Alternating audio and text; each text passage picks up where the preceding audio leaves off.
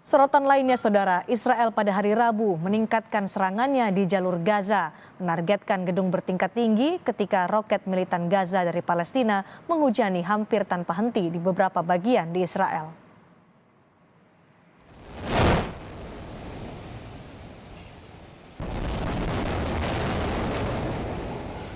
Bangunan berlantai 9 ini adalah apartemen hunian, kantor perusahaan produksi medis, dan klinik gigi. Serangan didahului oleh tembakan roket peringatan dari pesawat tidak berawak.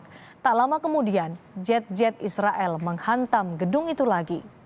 Bangunan itu rusak berat, tapi tidak ada kabar tentang korban jiwa. Dan ini menandai pertempuran terberat dan terbesar antara Israel dan Palestina sejak 2014. Perdana Menteri Israel Benyamin Netanyahu pada hari Selasa berjanji memperluas serangan, sementara militan Gaza melepaskan rentetan roket ke arah Tel Aviv yang padat penduduk. 150 warga Israel berbaris melalui Yerusalem Tengah pada Selasa malam menuntut diakhirinya siklus kekerasan yang telah menewaskan sejumlah militan dan warga sipil di Gaza serta 3 warga Israel. Pengunjuk rasa membawa spanduk yang menyerukan berakhirnya atau diakhirinya eskalasi kekerasan dan meneriakkan, "Kami tidak ingin perang lagi." Mereka meminta kedua belah pihak yang bertikai, baik Israel maupun kelompok Hamas, menghentikan kekerasan dan berunding.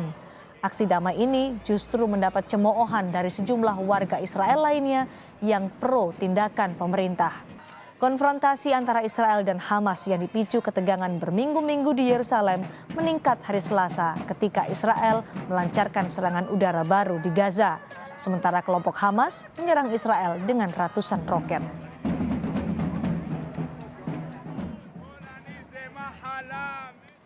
Pemerintah Indonesia mengecam keras tindakan kekerasan Israel terhadap warga Palestina seiring dengan ketegangan di Yerusalem pasca kekerasan yang terjadi di Masjidil Aqsa.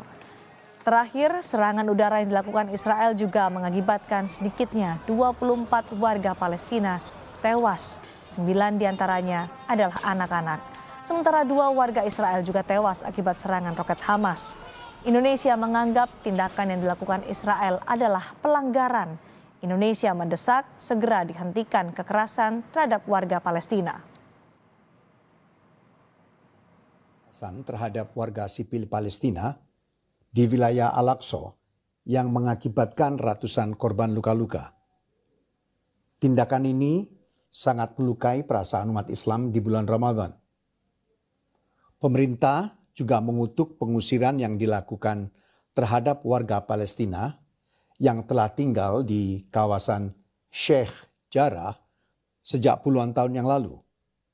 Tindakan ini merupakan pelanggaran terhadap berbagai resolusi Dewan Keamanan yang mengutuk tindakan pendudukan Israel. Pemerintah Indonesia melalui Menteri Luar Negeri Retno Marsudi juga meminta dunia internasional bekerja sama membantu Palestina dan mengakhiri pendudukan Israel di wilayah Palestina. Menlu meminta Dewan Keamanan PBB mengambil langkah tegas atas tindakan Israel dan mengusulkan kepada Organisasi Kerjasama Negara Islam atau OKI untuk melakukan pertemuan khusus membahas konflik yang terjadi di Palestina.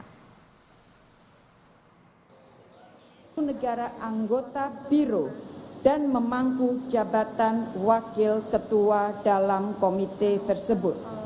Indonesia juga mengusulkan agar OKI dan GNB dapat segera melakukan pertemuan khusus untuk membahas masalah ini.